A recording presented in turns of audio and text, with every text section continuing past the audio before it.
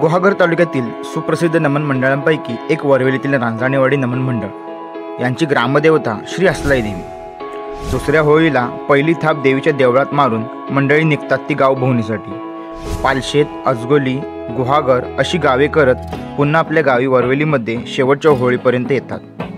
यांचे मृदंग वाजले तरी समजते की रांजणेवाडीचे खेळ आले। 10-20 घरे लांब जरी घर असले तरी यांच्या आवाजावर यांची ओळख पडते।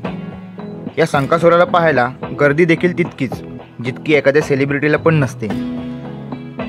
श्री हसलाई देवीची कृपादृष्टीच अशी आहे की गुहागर तालुक्यातील प्रत्येक जण भक्तिभावाने या देवीस साकडं घालण्यास येतो व वाट पाहत असतो ती या खेळांची। ही खेळी एकदा बाहेर पडली की थेट शेवटच्या होळीला गावात येतात। तर असा हा संकासूर आजपासून आपल्या भेटीस निघाला। येतोय तुमच्या गावी, मग वाट बघताय ना? हाका घाला, पण जरा जपून। येतोय आपला लाडका संकासूर।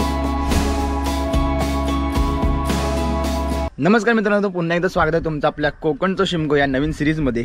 कोकणचं शिमगोच्या माध्यमातून आपण आहे ना आपल्या कोकणातील जे शिमगोत्सवामध्ये जे काही घडामोडी होतात किंवा ज्या काही शिमगोत्सव जसा कसा साजरा केला होता ना, तर ते थोडक्यात तुम्हाला दाखवण्याचा प्रयत्न करणार आहोत। आज आहे 15 तारीख आणि आज बरोबर दुसऱ्या होळीच्या दिवशी आहे ना वरवेलीतील रांजणेवाडीचे संकासूर आहेत ना, तर ते गाव भोवणीसाठी बाहेर पडतात। तर त्यानिमित्त म्हटलं की ओव्हरऑल छोटासा एक व्हिडिओ करूया, कशा पद्धतीने वगैरे सर्व काही आहे ते आपण दाखवूया।